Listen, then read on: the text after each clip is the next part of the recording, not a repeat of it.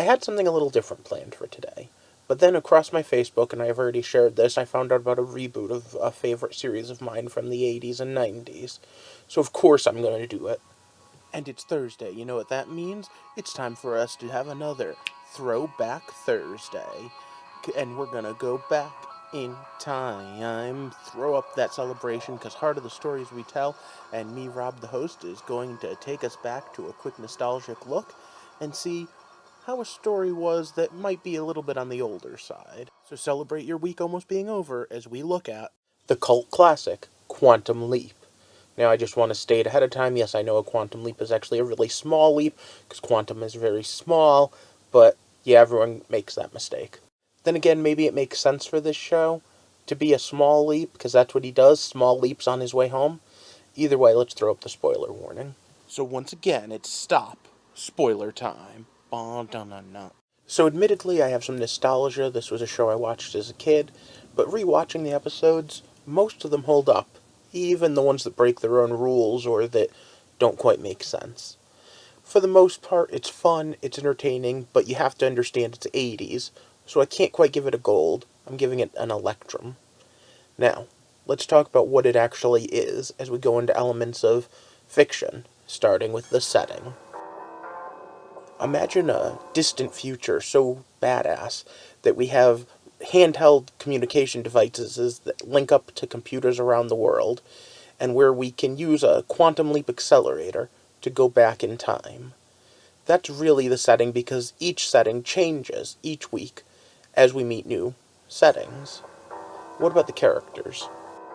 Very few in the way of consistent characters. We have Al, his friend from the future, who is capable of communicating back in time with the time traveler. Every once in a while we will meet people when we jump to Al's point of view in the future. Mostly that's just Ziggy, and our main protagonist is Sam. When we get to the plot, we'll explain Sam more, but in general, he has so many specialties he would make Batman blush.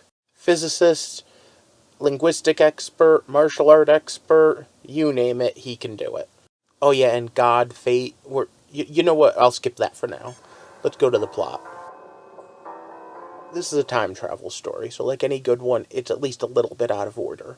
But in general, the plot is pretty simple. Dr. Sam Beckett stepped into the quantum leap accelerator and vanished. He awoke to find himself in the past, facing mirror images that were not his own. He now strives to put right what once went wrong, leaping from life to life, hoping each time that his next leap will be the leap home. His only guide on this journey is Al, a hologram that only he can see and hear, a guide from his future. And that also kind of answers the what's the point of view of this story, doesn't it? Because most of the time we are Sam, who's in over our heads, trying to learn what it is he has to do and who it is he has to pretend to be for the week. Every once in a while we'll switch it up to Al, maybe a secondary character here or there, but for the most part this is Sam's show. As a kid, I never realized the reoccurring theme of the show of being thrown in over your head, or the idea of being lost and having to find yourself over and over again. But both of those are very true, along with the idea that there is a good and evil, because make no mistake, when we get to good, bad, and ugly, there is a good and evil in this world. We also have symbolic moments where he takes on roles that are very much not him, being black, being a woman, being just the idea of being able to empathize and put yourself in someone else's shoes. Now, in general, they avoided until the last season going into famous people, but we got to see lots of symbolic ways of looking at history, even when they glossed over some of the ugly parts. So in order to justify my Electrum rating, what are the good, the bad, and the ugly of this show? Well, the good is that it's fun. Each and every week, you can get a laugh, you can see some action-adventure, and you can have a pretty decent story. Another good is that they didn't shy away from things like having a Halloween episode where Al turned out to be the devil.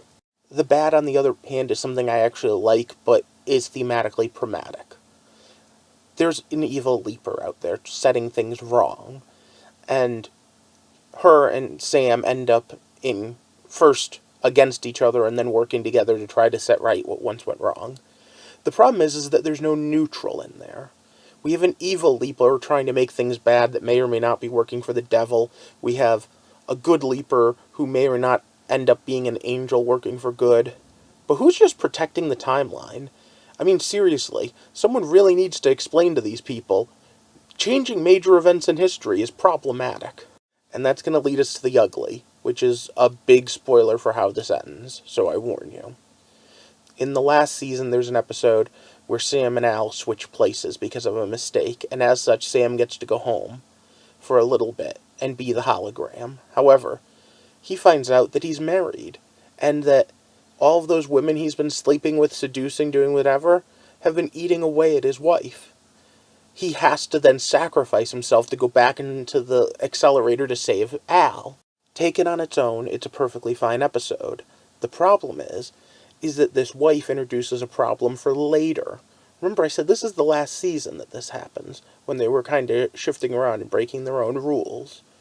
Well, in the absolute last episode, and they had to have had it planned by this point, we find out that Sam is capable of controlling his own leaps.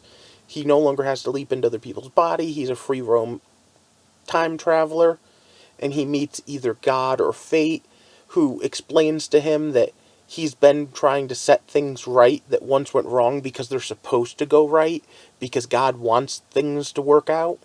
But I keep wondering, if this God or Fate or whatever is really all that good, why does he always throw Sam into the deep end with a sink or swim? Why doesn't Sam ever get just a nice, easy, okay, I'm going to wake up and find out where I am?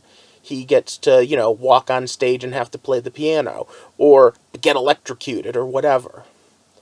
But okay, he gains control. You'd think that means time to go home, at least a little bit, right? Except he doesn't. Dr. Sam Beckett never goes home to his wife.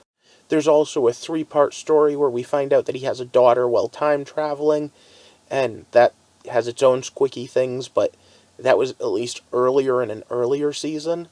And I'm always left wondering, if introducing the evil leaper, if introducing God, Fate, whatever, introducing the wife, didn't rob what would have been a very poignant ending for a series, and just made it kind of weird. All in all, if you don't mind throwing some common sense out the window, Quantum Leap is a very good series. It's fun, it's engaging, and if they're rebooting it, I hope they fix some of the time travel issues. And if and when they do, you can be sure I'll be reviewing it, at least the first couple episodes. Because I'm giving this an Electrum rating. It's a good story, with some good points in it, and some really awesome action. And at the same time, it may not be perfect. Those were my thoughts. Do you remember Quantum Leap? Let me know down in the comment section below. And I remind you that as I'm doing these, it would really help the channel out if you gave me a thumbs up, a like, a share. Just, something to help promote me further. And if this is your first time here, click that subscribe button and enable alerts. Because I do Throwback Thursdays every Thursday, where we talk about older stories. But every Sunday I do a theory video on how and why we tell stories.